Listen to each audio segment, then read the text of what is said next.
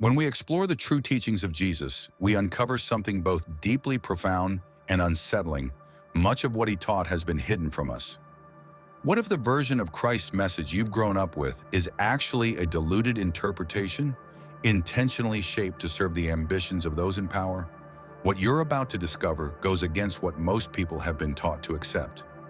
Crucial elements of Jesus' spiritual message were deliberately obscured by the church teachings that, if revealed, could liberate your soul and radically energize your spiritual journey in ways you may never have imagined. There's little evidence that Jesus endorsed rigid hierarchies or blind obedience to doctrine. Instead, he emphasized inner awakening, the power of self-knowledge, and a direct connection to the divine. But such freedom threatened those who sought control over the masses, so these truths were carefully erased from the official narrative.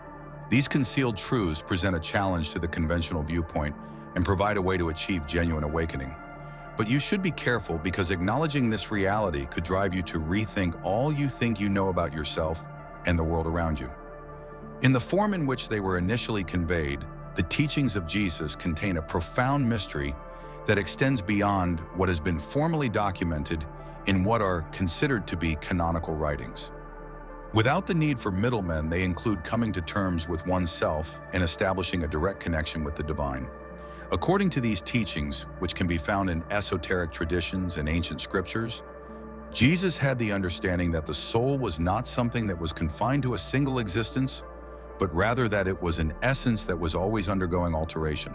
The belief that we travel through several lives, changing and learning in each one, is one that has been carefully hidden by religious authorities. This phenomenon is known as the multi-life cycle. It is possible that the dread of eternal damnation might not be as effective in keeping people subservient if this reality were more generally known. As a result of the absence of reincarnation from the official teachings of Christianity, a linear vision of existence was formed. In this view, everything is reduced to the here and now, and there is no room for a continual spiritual journey. The human capacity to investigate their inner selves in the pursuit of a direct relationship with God was severely restricted as a result of this omission. It is important to remember that the genuine spirituality that Jesus advocated for did not necessitate intricate rituals or hierarchies. It was easy to understand, easily accessible, and originated from within the individual. The majority of people were dissuaded from engaging in practices that could assist them in attaining higher states of awareness and discovering meaning and purpose in their life as a result of the distortion of these concepts. Esoteric knowledge, on the other hand, manages to keep a glimmer of this understanding alive. These teachings are kept alive by traditions such as the Rosicrucians, which seek to liberate awareness and remind everyone of the power that lies inside their own divine essence. This way of thinking is not only about adhering to the rules that are imposed from the outside, rather it is about altering one's sense of what it is to be human. We can see that Jesus' message was about awakening to a greater reality, where every one of us has the power to connect directly to the divine, maturing and becoming enlightened at every stage of existence. This is something that we can see by delving into these secrets. And it's possible that in order to have a complete understanding of this, we need to investigate the people who defend these old keys, such as the Rosicrucians. Throughout history, the Rosicrucian tradition has been passed down from ancient civilizations, such as Atlantis in Egypt, with the purpose of protecting secrets that are timeless and pertain to the nature of the universe and the human being. The Rosicrucians are well known for their dedication to the preservation of esoteric knowledge that concerns not only the physical sphere, but also the secrets of consciousness and energy. This knowledge is not restricted to the physical realm. They are of the opinion that the key to genuine spirituality is to have a comprehension of universal laws and to have a knowledge of oneself. Universal laws are laws that govern both the material and spiritual worlds. This heritage entails the investigation of sacred geometry and spiritual alchemy, with the purpose of reawakening the latent potential that resides within each and every person. The individuals who are a part of this brotherhood consider themselves to be the keepers of spiritual truths that have the potential to reform humanity and assist it in regaining a state of harmony with the universe. Although they do not consider themselves to be saviors, they do see themselves as mentors for individuals who are prepared to embark on a journey of self-discovery. In addition to providing an alternative to the conventional religious structure, the knowledge that they maintain acts as a link between the ancient and the modern era. As the Church works to promote genuine spiritual liberation while simultaneously challenging the authority of institutions, it is possible that it is precisely this concealed information that it does not wish to let the public know about. Because of this, we are left with an intriguing question. What exactly is the Church concealing regarding the principles that Jesus imparted? Since the beginning of time, the genuine teachings of Jesus have been carefully concealed from the rest of the world. Despite the fact that religious organizations were established with the intention of mediating people's beliefs, they ended up creating a limited version of what he actually said and taught. These initial teachings, which had the potential to liberate the awareness and spirit of millions of people, were turned into beliefs that were designed to sustain a social order that was centralized and under control. There is a significant difference between the Christianity that many people are familiar with today and the genuine essence of the message that Jesus sent to the world. This message spoke of spiritual autonomy and a profound personal connection with the divine. There is a possibility that the course of history might have been entirely different if these teachings had not been made changes. The message that Jesus brought was not about guilt or dread.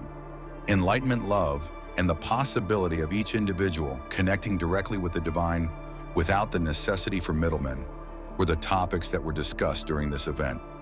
However, in order to maintain its concentrated control, the Church required a foundation of faith that was dependent on the institution.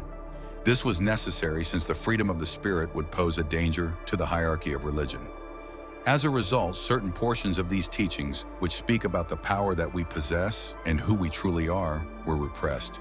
An essential component of our own humanity has been taken away from us as if it were a theft. What would happen, however, if there was a method to gain access to these forbidden truths so that we might comprehend what Jesus actually meant when he spoke about our inherent potential and spiritual power? These obscured realities continue to lie dormant, ready to be unearthed once more.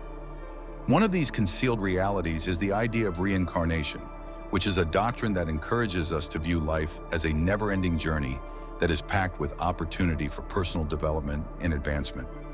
Perhaps it is just this thought of reincarnation that the Church has feared, as it contains the capacity to eradicate fear and consequently disintegrate the manipulation that has been exercised for millennia.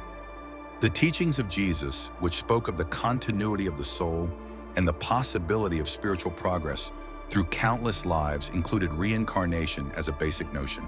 However, this concept was removed from the teachings of Christianity. It was not included in sacred books, and the authorities of the Church chose to keep it quiet. It would appear that the rationale for this omission is connected to the concern that the institution's grip over the masses could be threatened by the concept of reincarnation. After all, if people felt that they could develop and progress through the course of many lives, the terror of being damned for all eternity would lose its power and the dependence on the Church would greatly decrease. Every life is a chance to learn and improve, to make amends for mistakes made in the past, and to go closer to a higher level of consciousness.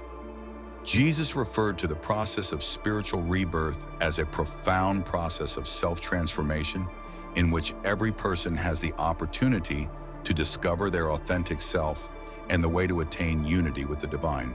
On the other hand, by removing this concept from the teachings, the Church encouraged a restricted perspective on life, in which the emphasis is placed on the fear of the ultimate judgment rather than on the extension of one's spirituality and the development of one's own personality. The concept that every single one of us is capable of having a fresh start, a fresh life, presents a challenge to the narrative of fear and serves as a reminder of the personal power that we possess to transform. As a result, we are compelled to consider an important topic. What occurs when we come to the realization that our relationship with God does not require the involvement of intermediaries? Imagine there is a teaching that asserts that you can connect with God without the need for intermediaries, because there are no priests, churches, or complicated ceremonies. There was no hierarchy or set of rules that were formed by other men in the message that Jesus was trying to convey to humanity. It was freeing, straightforward, and uncomplicated. On the other hand, this power of spiritual autonomy was taken away from people, and the privilege of connecting with the divine was made available only to representatives of the Church. The realization that each of us is capable of contacting the divine on our own, through our own essence and experiences, was completely lost as a result of this process. Control was effectively maintained by the establishment of a spiritual hierarchy, which was a potent tool. A person is said to be dependent on God if they believe that they require a mediator in order to contact God. The significance of this dependency lies in the fact that it served to legitimize the power of authorities and ensured that only a select few had the exclusive right to the sacred. On the other hand, Jesus delivered the exact opposite message. As detailed in secret books such as the Gospel of Thomas, which was prohibited by the Church due to the liberating principles it contained, he asserted that the kingdom of heaven is present within each and every one of ourselves. The direct connection with God is an invitation to explore the strength that already resides within us, and it is a call to liberation. A few people were able to exert power over a large number of others by concealing this vital information. Moreover, it was precisely this enlightenment that the teachings of the Gnostics strove to protect, even if it meant experiencing persecution and remaining silent. Since the beginning of time, the Church has made several attempts to suppress the teachings of Gnosis by destroying scriptures and condemning those who have the audacity to adhere to these teachings. It was the belief of the Gnostics that every single human being carries a divine spark, which is a portion of the pleroma, which is the completeness of spirituality. Due to the fact that it implied that there is no requirement for an organization to act as a mediator in the relationship that exists between an individual and God, this concept posed a threat to the existing power structures. Even though there were efforts made to destroy Gnosticism, some of these beliefs continued to exist, and they found sanctuary in mystical and esoteric philosophies. The teachings of Gnosticism serve to remind us that genuine spiritual development does not result from blindly adhering to rules or dogmas, but rather by individually searching for the truth while embarking on a journey of self-discovery. Mary Magdalene is a clear illustration of how female authority and spiritual wisdom were suppressed, and her tale shines out among these teachings. It is interesting to notice that among these teachings, one character stands out, and that figure is Mary Magdalene. The story of Mary Magdalene, who is considered to be one of the most mysterious individuals in Jesus' teachings, has been significantly twisted throughout the course of the following centuries. She was changed into a repentant sinner in the conventional story, which sought to downplay her relevance and disguise her vital position in the spiritual movement led by Jesus. This view served to obscure her central involvement in the movement from the beginning. Gnostic texts and other non-canonical scriptures, on the other hand, portray a radically different portrait of Jesus Mary, that of an enlightened lady, a spiritual leader, and an intimate friend of Jesus who profoundly knew the mysteries of spirituality and the divine via her profound understanding of these secrets. Mary Magdalene is referred to as the Apostle of the Apostles in certain passages from the manuscripts that were found at Nag Hammadi. She is also mentioned as being one of the few individuals who genuinely comprehended what Jesus had to say. Based on these lessons, it appears that she possessed a higher level of understanding than it was possible for the other pupils to comprehend. Because of her close relationship with Jesus and her knowledge of the mysteries of the spiritual realm, she was an indispensable figure in the process of conveying the significance of the message that Christ brought. On the other hand, this role posed a threat to the traditional patriarchal structure of the Church, which emerged at a later time. In addition to being a threat to the control of spiritual power, the recognition of a woman who held such a prominent position posed a challenge to the prevalent narrative. Mary Magdalene was silenced not only in an effort to delete her story, but also as a technique to suppress the feminine component of the divine. This was intended to be accomplished by the use of silence. In order to achieve genuine spiritual awakening, it is necessary to strike a balance between the sacred masculine and the sacred feminine, and she came to symbolize this union. By reducing Mary Magdalene to the role of a sinner, the Church did more than distort her identity. It severed our understanding of spirituality as a sacred balance between masculine and feminine energies. To truly progress on the path of spiritual awakening, we must restore the divine feminine, a powerful force that was long suppressed but is essential for true enlightenment. The moment we realize that our connection to the divine doesn't require an intermediary, something shifts. That realization is not only liberating, it is transformational. Jesus never taught blind rituals or rigid dogmas. His message was one of awakening to the divine spark that lives within every one of us. And so the real question is, how are you living your life today? Are you merely following inherited instructions without reflection? Or are you ready to seek out the hidden truths that can change how you see everything? The first step toward transformation is acknowledging that you are not a passive observer, you are a co-creator of your reality. And the gateway to this deeper wisdom lies in stillness and meditation. That's why we've created a series of audio tools designed to help you access higher states of awareness. You can find the link on screen or in the comments section for instant access. If this message resonated with you, let us know in the comments. Your journey matters and we'd love to walk it with you.